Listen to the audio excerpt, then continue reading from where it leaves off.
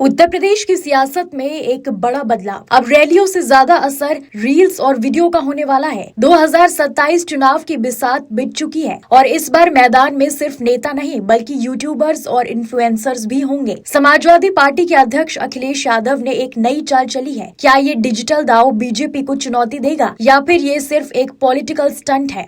उत्तर प्रदेश देश की राजनीति का सबसे बड़ा रण क्षेत्र, जहां जीत का मतलब सिर्फ सरकार नहीं बल्कि 2029 की दिशा तय करना भी होता है और इसी वजह से अब हर पार्टी अपनी रणनीति बदल रही है। इस बार समाजवादी पार्टी ने पारंपरिक राजनीति से हटकर डिजिटल मैदान में उतरने का फैसला किया है। क्या है अखिलेश की नई रणनीति?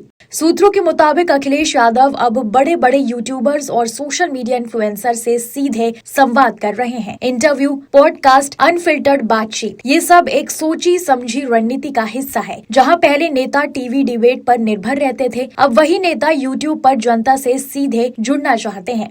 क्यों बदली रणनीति? आज का वोटर बदल चुका है। 18 से 35 उम्र के वोटर्स मोबाइल पर ज्यादा एक्टिव, टीवी से ज्यादा सोशल मीडिया पर भरोसा, यानी जो डिजिटल में जीतेगा वही चुनाव में आगे रहेगा। 2024 लोकसभा चुनाव में भी हमने देखा था कि डिजिटल नैरेटिव कितना मजबूत था। अगर डिजिटल की बात करें तो भारतीय जनता पार्टी पहले से ही मजबूत मानी जाती है। प्रधानमंत्री नरेंद्र मोदी का डिजिटल कनेक्ट और IT सेल की रणनीति पहले ही एक बड़ा नेटवर्क बना चुकी है। WhatsApp campaigns, targeted ads, influencer outreach. अब सवाल यह है कि क्या समाजवादी पार्टी इस गैप को भर पाएगी?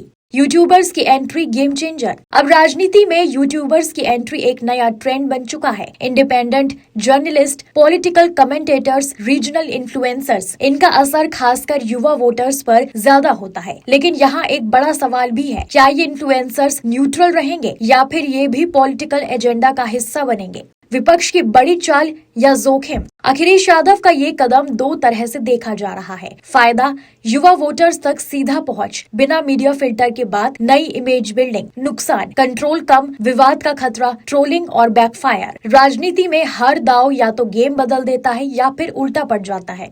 2027 का चुनाव कैसा होगा? 2027 का चुनाव सिर्फ रैलियों और पोस्टर्स का नहीं होगा, बल्कि ये होगा algorithms versus alliances, reels versus rallies, narrative versus numbers, जहां हर वीडियो एक वोट में बदल सकता है।